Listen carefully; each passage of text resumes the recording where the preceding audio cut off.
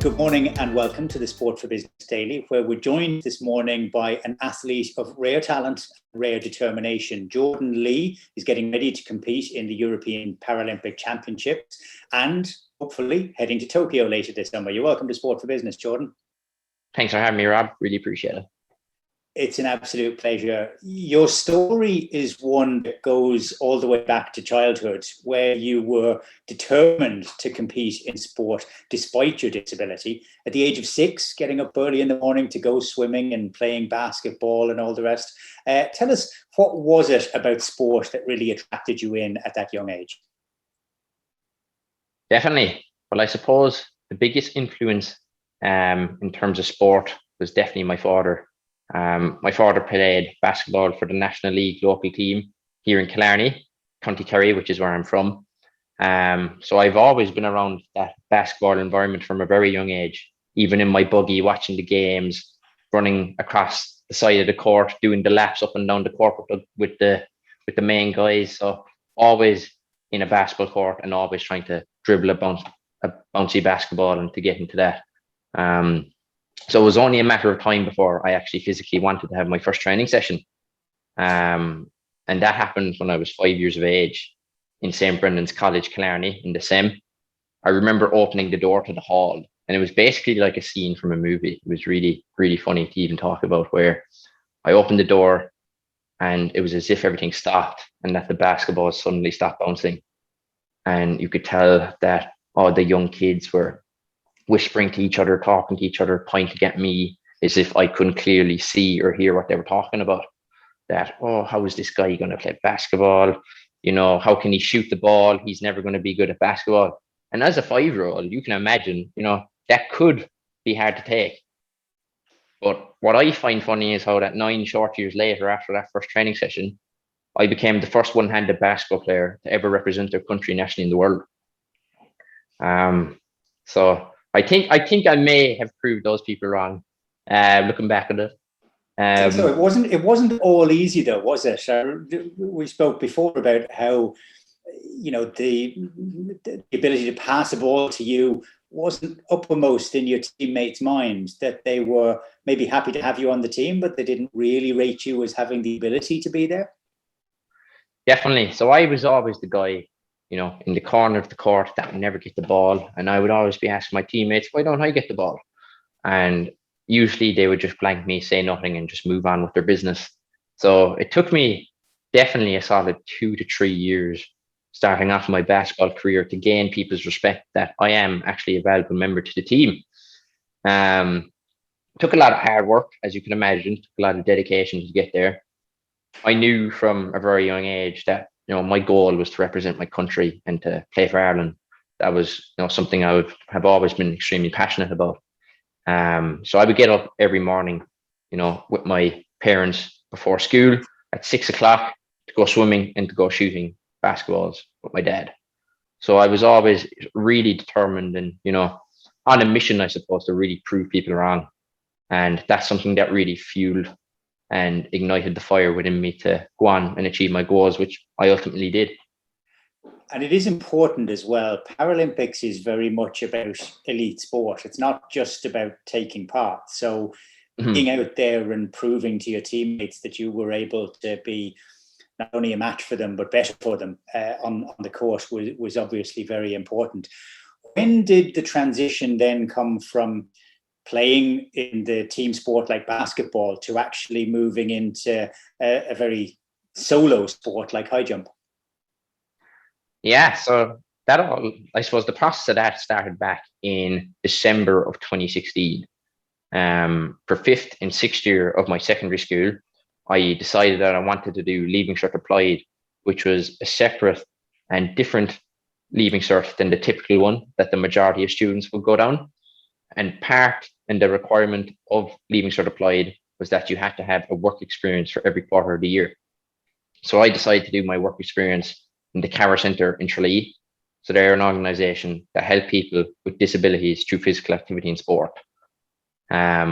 And they already knew who I was through my basketball background, and they wanted to highlight my achievements, and they wanted to showcase it in a video in which they created that they wanted to release at the National Seminar for Inclusion that was going to be on the following month in January of 2017, I believe. And one of the guest speakers at the event was Jason Smyth himself, one of the fastest Paralympian of all time, the second fastest man in Irish history, able-bodied or disabled. So I knew who he was, and he actually knew who I was, funnily enough, through my sporting background. And he asked and encouraged me to go up to a Paralympic Expo that was going to be on the following month in January 2017. So in my own words, I said, sure, look, I'll go for the crack and I'll see what it's like. And I went up to the Paralympic Expo, and it turned out that 4 different sports saw serious potential to be able to take on their discipline at a high competitive level. And I was only 16 at that stage. So I had a really important decision to make, that, was I willing to completely stop playing basketball and pursue another dream? What discipline was I going to take if that was the decision? And what discipline I would have been best at then as well. I suppose that's definitely something to factor in terms of that. So with great thought and consideration, I decided that I'd go with the high jump, as, it was the sport I definitely enjoyed the most, and the sport I would probably be best at also. Considering my basketball background, I always had a decent high jump, you could say. So it was definitely something I wanted to get involved and interested in. But for the first year, really, of my high jumping career, I had very unstructured training. I didn't have a coach. I was randomly going to the track, just sort of doing my own thing, in which I thought it was right, but it wasn't, I suppose, in my naivety and ignorance. I had my first international competition back in June of 2017, where I finished 4th out of 4 people. So you can only imagine, how disappointed I was in that, considering my mentality to, to win and to, always constantly looking for success. So it wasn't until January of 2018 is when I started properly training in the sport of high jump. I remember being down in Castle Island and on React with my stepfather, and we were training away. And I noticed that one of the local athletes was at the track as well, and his name was Tomas Griffin. I knew who Tomas was through his athletics background, and he decided to come over to me and to help me out for the session, because he knew I was struggling. I was hitting the bar and I was getting, disappointed and annoyed with myself. And in that session alone, I felt like I genuinely learned an awful lot from him. And he said that he was going to be there the following week.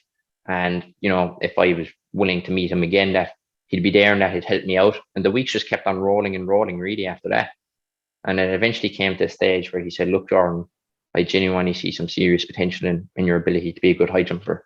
But there's one thing that you have to do and promise me, is that you have to give 100% or nothing.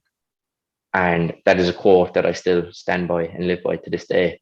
It's something I use across all my social media platforms, is that if you're going to do something, you give it 100%. If you're only going to do a 50%, that's not a thing. You either do it or you don't. And that's when I knew that things were really going to start progressing in my development as a high jumper, which it ultimately did. That's very applicable to life as well as elite sport. You went from a personal best of 155, you're currently at 195. That's a pretty outstanding level of improvement. And from meeting up with Tomas to getting on a plane, or at least having the right to get on a plane, was only just over a year. Was the Paralympics in your mind? Because when you were watching in Rio in 2016, you hadn't been to the taster session.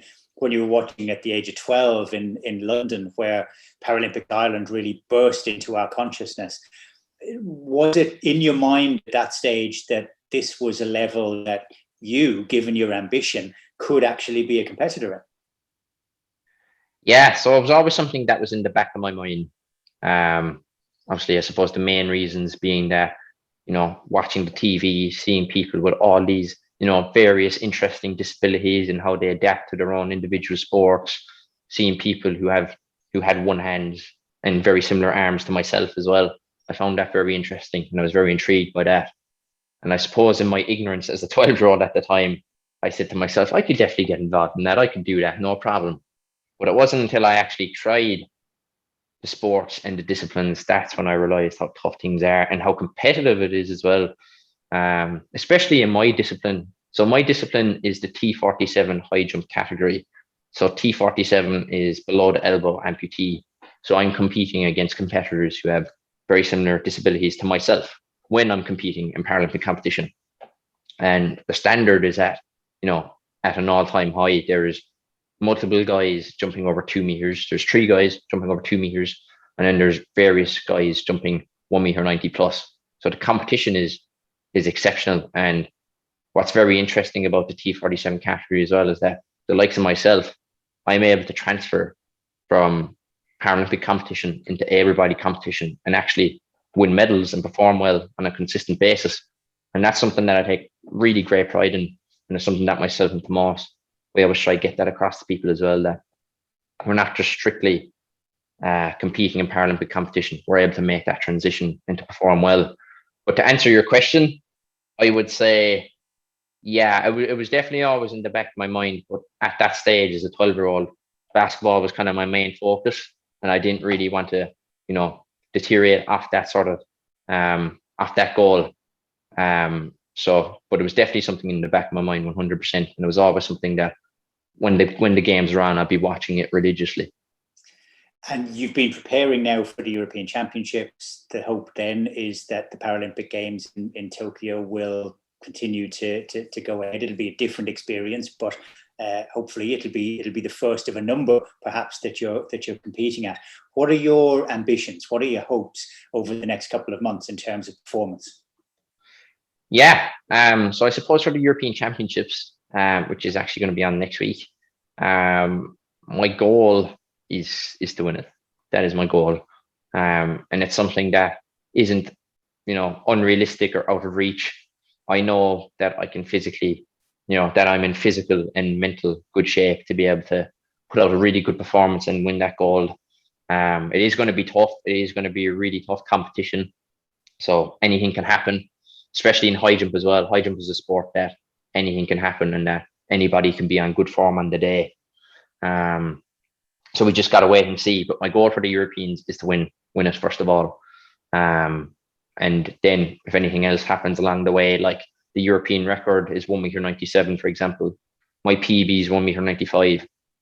So I'm 2 centimeters short of tying or potentially breaking that European record. So that's something that's definitely on my radar as well. Just with my mentality, I'm always looking to, raise the bar, which in my case, I literally have to raise the bar. 100% or nothing. And then when it comes to Paralympics, what's the level at the world standard? Yeah, so the world record in my category currently is 2 meters 15. So that's quite a jump. That's quite a feat by an American competitor. Really good, fantastic athlete. So the standard is immense. But my goals for Tokyo is to definitely contend for a medal, 100%.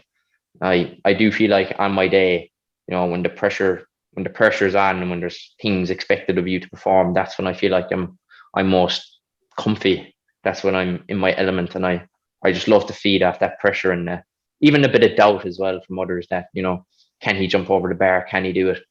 And there's a lot of evidence to back that up too, because all my personal best jumps have come on my third attempt. And my last attempt, when, it's least likely to happen when you're at your most fatigued, are you going to jump over the bar or not? And that's where I always seem to, sort of rise my game. So that is my goal for Tokyo, and to obviously have such a great supporting network going to Tokyo then as well. Like my coach Tomas, obviously Circle K as well for helping me out, and the great initiatives that they're doing for the Team Ireland campaign and the Here for Ireland initiative that was launched quite a while ago as well. I think it's fantastic, and I think it's something that they're really, really, showing their support towards the Irish athletes, because it is going to be tough in the village. It's going to be, it's going to be an Olympics that we've never come across before, especially for the older competitors and the more experienced guys like Jason Smyth and Michael McKillop. But to have the support of the Team Ireland initiative with the lovely messages that are going to be sent in by postcard from people back home in Ireland from afar, having those messages, and Circle K are providing that, and to be able to look at that in the village, I think is going to be a massive lift. I think all the athletes are going to benefit massively from that in the village. you will be able to pick up those postcards from all of the Circle K stores around the country from today. The Paralympic Games are only a couple of months away now, the European Championships next week.